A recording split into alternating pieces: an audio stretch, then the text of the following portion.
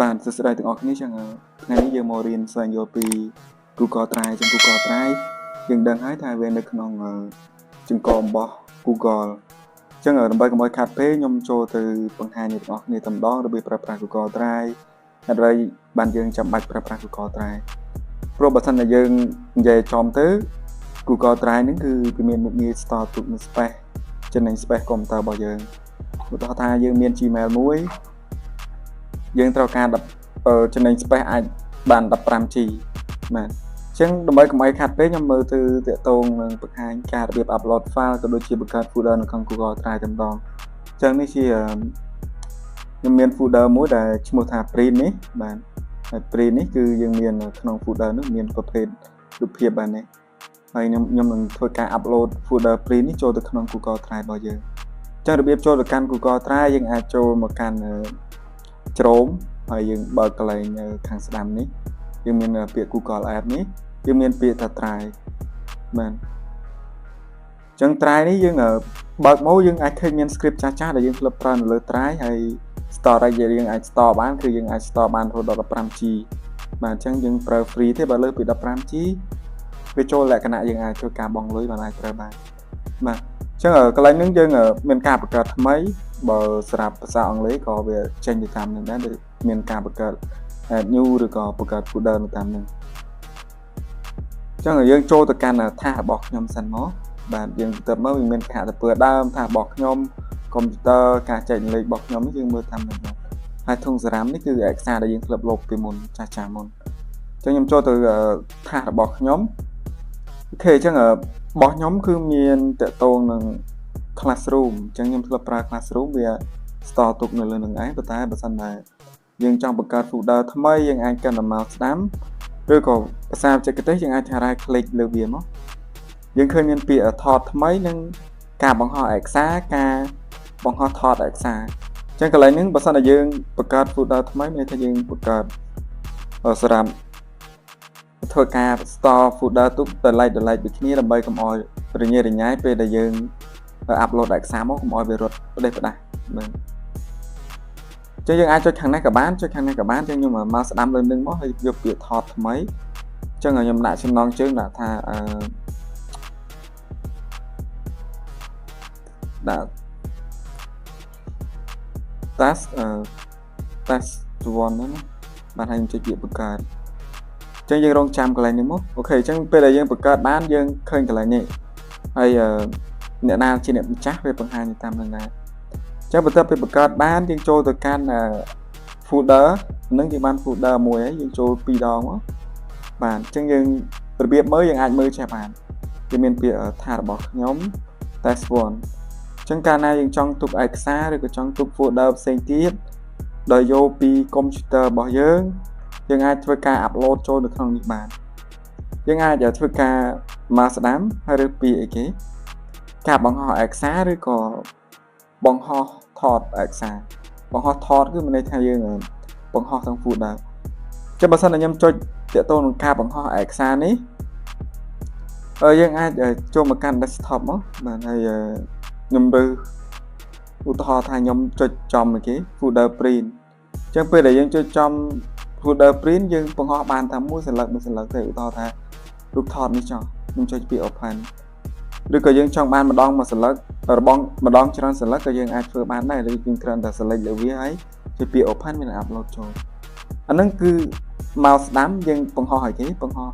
ឯកសារចុះយើងចង់បង្ហោះទាំង folder មួយដុំនឹងតែម្ដងធ្វើមិនទេបាទយើងក៏មកស្ដាំហើយយើងយកពាក្យថាការបង្ហោះថតឯកសារអញ្ចឹងពេលយើងបង្ហោះថតឯកសារយើងធ្វើការទៅមកកាន់ desktop ដូចមុនក៏បានយើងរក folder ណាដែលយើងចង់ធ្វើការ upload យើងចូលចំវាយើងធ្វើការ upload បាទបន្ទាប់ពីយើងធ្វើការ upload យើងចុចមកយើងវានឹងសួរយើងថាចង់ upload ទៅ folder នឹងអត់បើយើង upload មកហើយយើងរងចាំហ្នឹងអញ្ចឹងសម្រាប់ធាតុផ្សេងៗវានឹងបង្ហាញកន្លែងនេះឲ្យបាទអញ្ចឹងបញ្ជាក់ផងដែរសម្រាប់ Google Drive យើងប្រើត្រូវការទាមទារអ៊ីនធឺណិតអញ្ចឹងបើយើងអត់មានអ៊ីនធឺណិតក៏ពិបាកដែរសម្រាប់តំបន់ខ្លះឬសេវាទីតាំងណាខ្លះវាអត់មានអ៊ីនធឺណិតយើងត្រូវការអ៊ីនធឺណិតពីដាច់ខាតអញ្ចឹងយើងរងចាំរហូតដល់ពេញបាទ អូខេអញ្ចឹងយើងពេញហើយយើងអាចធ្វើការបើកកន្លែងនេះតម្ដងក៏បានឬក៏បើកនៅកន្លែងនេះតម្ដងក៏បានបាទអញ្ចឹងនេះជាយើងអាចខ្វែងសិនមកជាឯកសារដែលយើងបានអាប់ឡូតចូលនៅក្នុង folder គេ test 1ហើយយើងមាន folder នៅក្នុងនឹងឈ្មោះថា print ដែរអញ្ចឹងនៅក្នុង folder print នេះយើងមានប្រភេទរូបភាពច្រើនមានអីគេមានរូបភាពប្រមាណដូចដែលយើងបានបញ្ជាក់នៅក្នុងនោះដែរក៏ប៉ុន្តែយើងអាចមើលខាងនេះបាន space គឺយើងនៅសល់ច្រើនមែនទែនអញ្ចឹងយើងអាចចំណេញលើកុំព្យូទ័ររបស់យើងដើម្បីកុំឲ្យខាត់ space បើយើងមាន Gmail ត្រឹម5អីយើងអាចយក5គុណនឹង15ទៅយើងឃើញ GB ដែលយើងចំណេញហើយតែបើថាមាន3 1 2អីយើងអាចប្រើតាមហ្នឹងឧទាហរណ៍ថា image 1នេះលើខ្ញុំចង់លុបចេញយើងចុចកន្លែងនេះបាទត្រេប3នេះមកហើយធ្វើការអីគេផ្លាស់ទីទៅធុងសារ៉ាមឬក៏ delete វាចោលមកបាទអញ្ចឹងបញ្ជាក់មួយទៀតកន្លែងនេះយើងធ្វើប៉ុណ្ណឹងបានហើយចុះបើយើងថាចង់អីគេចង់ចែកលេខ folder នេះឲ្យទៅពួកម៉ាក់ឬក៏មិត្តភ័ក្តិរបស់យើងប្រើប្រាស់ folder នឹងបានប៉ុន្តែយើងជាម្ចាស់យើងអាចចុចចំវាតម្ដងមកប៉ែកឬក៏បានហើយយើងចុចមើលកន្លែងសញ្ញាបូកនេះឃើញពីអីគេចែករំលែកបាទយើងចុចចាំមកយើងអាចធ្វើការរងចាំបន្តិចដើម្បីឲ្យវាដំណើរការបាទអញ្ចឹងកន្លែងនេះខ្ញុំជាម្ចាស់បាទហើយជាម្ចាស់វាដាក់កន្លែងនេះឲ្យហើយយើងអាចធ្វើការដាក់កំហិតបានដាក់កំហិតមានន័យថាអ្នកដែលមានលេងដំណរនេះអាចធ្វើជាគេត្រឹមអ្នកមើលឬអ្នកផ្ដំមតិឬការលម្អមានថាយើងអាចលុបអាចកែប្រែឯកសារដែលយើងសៀទៅឲ្យគេបានឬបើសិនតែយើងមាន Gmail របស់គេក៏យើងដាក់ Gmail កន្លែងនេះទៅម្ដងមកបាទហើយកន្លែងនេះបើសិនតែយើងអត់មានទេយើងចុចតែចង់ឲ្យគេទូនាទីជាអីយើងចុចរើសកន្លែងនេះបានទៅមកទៀតយើងធ្វើការ copy link បើសិនយើងចង់ចែក link យើងធ្វើការទៅ copy link គឺអូខេផ្ញើ link នឹងទៅឲ្យគេនឹងអាចធ្វើការចូល folder របស់យើងនេះបានចុះបើចង់ថាបើខ្ញុំចង់លុប folder នឹងចេញវិញព្រោះខ្ញុំ upload ច្រឡំក៏មិនជាបញ្ហាដែរចុចម្ដងយើងក៏មានធុងសារ៉ាមខាងលើហើយក៏កន្លែងនេះក៏បានយើងធ្វើគេ delete ចោលមកបាទហើយបើចង់ធ្វើការបដូរឈ្មោះយើងអាចបដូរឈ្មោះបានធ្វើការទាញទុកគឺយើងអាចទាញទុកបានអូខេបន្ទាប់ពីយើងរៀន upload ចឹងឧទាហរណ៍ថាខ្ញុំត្រូវការរូបភាពមួយនេះបាទខ្ញុំចុចចំហ្នឹងយើងចង់ download រូបភាពនឹងទុកធ្វើម៉េចទេយើងចុចចំដូចគ្នាឬក៏ចុចទាញយកតែម្ដងមកបាទចឹងយើងរងចាំបន្តិចមកដើម្បីអ៊ីនធឺណិតយើង slow ឬក៏យើងអាចចុចកន្លែងនេះធ្វើការទាញយកបានដូចគ្នាដែរបាទចឹងនឹងរបៀបទាញហើយដោយសារតែអ៊ីនធឺណិតយើង slow យើងមើលអ៊ីនធឺណិតជាក់ស្ដែងដែរបើអ៊ីនធឺណិតយើងអត់ slow ទេយើងអាចធ្វើការទាញបានលឿនតាមនេះបាទចឹង Google Drive សង្ឃឹមថាអ្នកទាំងអស់គ្នាយល់ហើយខ្ញុំនឹងបន្ថែមពីចំណុចទៀតឧទាហរណ៍ថាក្នុង folder test នេះយើងចង់ឲ្យគេអូខេអញ្ចឹងវា scan មេរោគរួចយើងធ្វើការ download រូបភាពនឹងឲ្យរួចសិន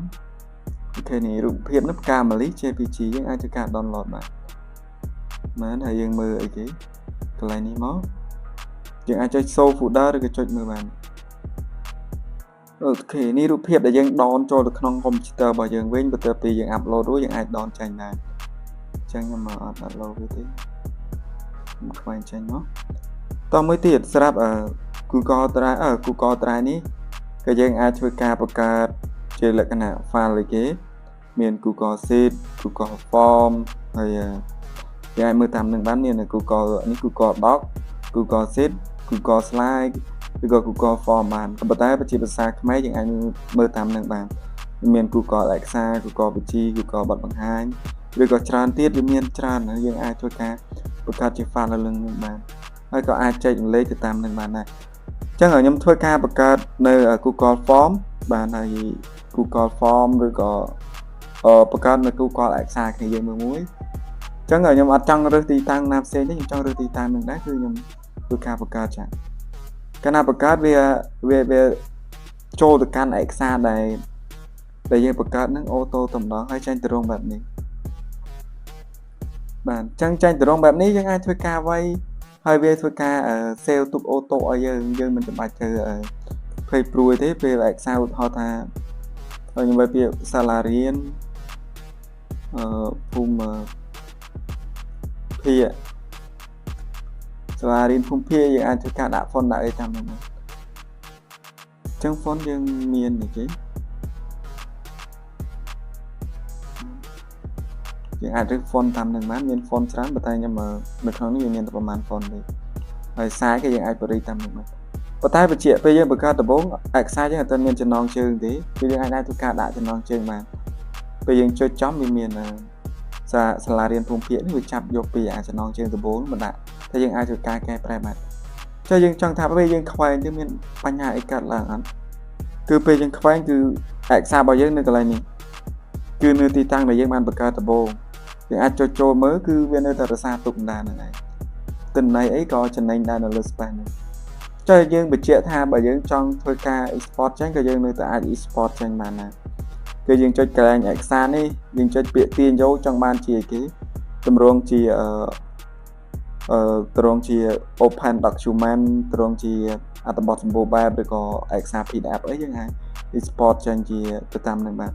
ឬក៏ចង់បានជា Microsoft Word ក៏យើងអាច export ចេញតាមហ្នឹងគឺ export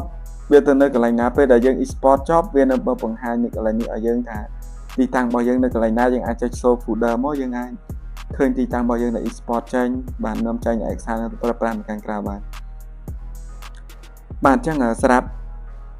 Google Drive យើងមានប៉ុណ្ណឹងដោយសារតែខ្ញុំក៏បានបញ្ជាក់ដែរទាក់ទងការ upload file ការ upload folder ហើយការបង្កើតGoogle Drive បង្កើត Google Sheet ក៏វាដូចទៅនឹង Google Doc ដែរអញ្ចឹងយើងអាចធ្វើការបង្កើតមកវារសារទុកនៅក្នុង Gmail របស់យើងដែល Google Drive នឹងដែរបាទអញ្ចឹងសង្ឃឹមថាគ្នាយើងយល់ហើយយើងនឹងជួបគ្នានៅវីដេអូក្រោយទៀតបាទអញ្ចឹងសម្រាប់វីដេអូទាក់ទង Google Drive មានតែប៉ុណ្្នឹងទេ